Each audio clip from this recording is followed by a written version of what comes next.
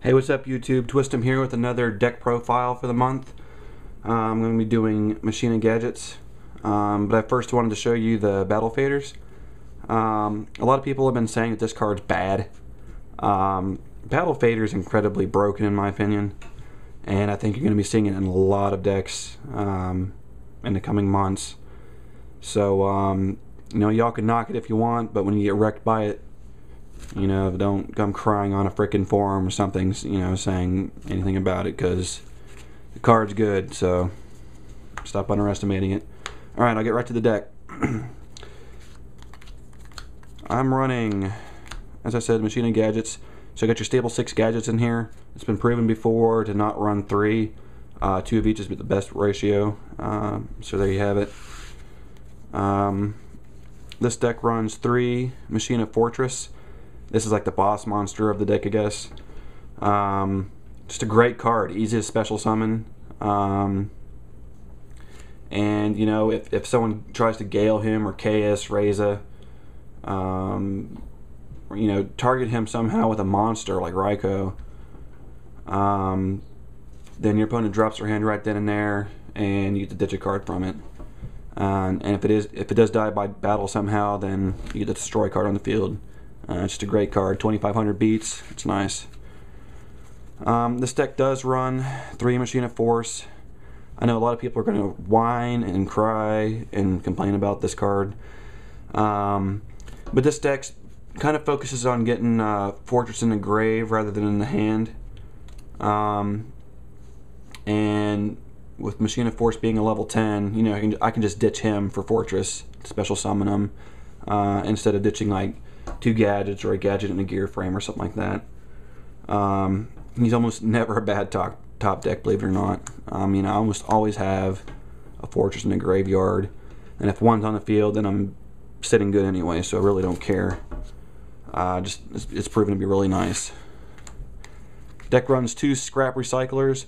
Card's great. One of my favorite opening plays is summoning Scrap Recycler, putting Fortress in the graveyard, so that those Machina Forces are live when I draw them. You know, also the ability to put gadgets or gear frames back in your deck to draw a card. You know, this card can really add to your hand count real quick. Just a really nice card. Next, it runs 3 gear frames. The Stratus of the deck. You know, basically I use it to search out for Machina Force, assuming I already have Fortress in the graveyard. You know, it's a great card. You know, instant floater, just like the gadgets. He is a union monster, so like if you have a Fortress on the field, you can just union him up to Fortress, protect him. Just, you know, a great card.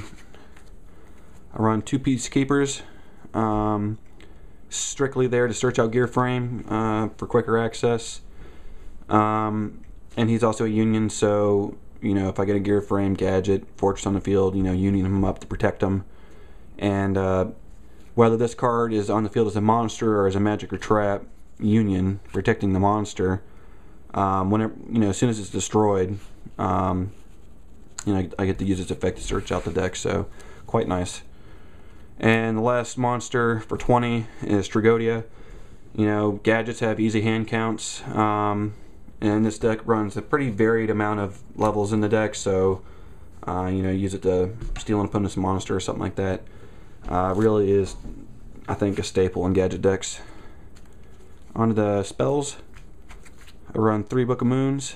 Card's great. Shuts down Blackwing plays with Whirlwind.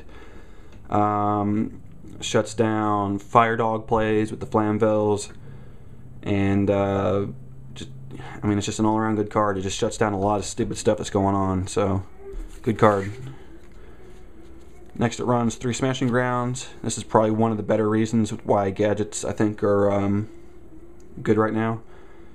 Just straight 1-for-1 removal. You know, it's better than Fissure, and you know, good card. This deck does not run Fissure, by the way. It runs the Book of Moons. I just think Book's better, frankly. Standard removal, Typhoon and Heavy Storm. Right now I'm running Brain Control instead of Limiter removal. Brain Control wins games. Limiter can too, but it's a really sacky card, And if my opponent happens to have a Battle Fader or something stupid like that, then I just blew up my whole field for nothing. So Limiter's risky, to say the least. And the last spell is Pot of Avarice. Like the Recyclers, you know, just get your cards back and draw some more outs. Onto the traps.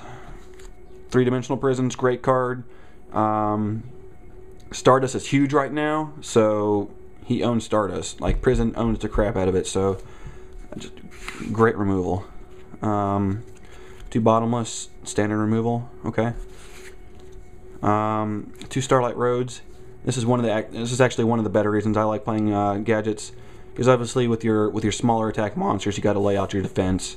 So you know, Starlight Road protects against that Storm and Celestia, JD, Icarus attack, Gyzaris, you know, all those type of shenanigans, and you get a Stardust out of it. It's a pretty good deal. It doesn't belong in all decks, only some. The card is way overhyped, but it's good in certain decks. 2 Death Tornadoes. I'm considering Royal Oppressions over these, but so far Death Tornadoes proven to be really good for me, shutting down those Whirlwind plays, Icarus, opposing Starlight Roads, and opposing Royal Oppression, whatever the case may be. It just allows for more aggressiveness on my part. And the last trap is Torrential Tribute, standard removal. You'll notice I don't run Mirror Force. I don't think the card's great right now. I know, but like a lot of people are maining Dust Tornadoes and Breakers, and you know, you still got all the other shenanigans with the Storm, MST, Celestia, JD, Gyzaris, KS Razor. I mean, Mirror Force just isn't getting off as much as I'd like, so I'm just not running it right now. If I find out I need it later, then I'll run it. I'll put the side deck and the extra deck in the comment section to your right, and feel free to subscribe. I'll try to do some more deck profiles, and I'll try to get some other content up here soon. And thanks for watching. Peace.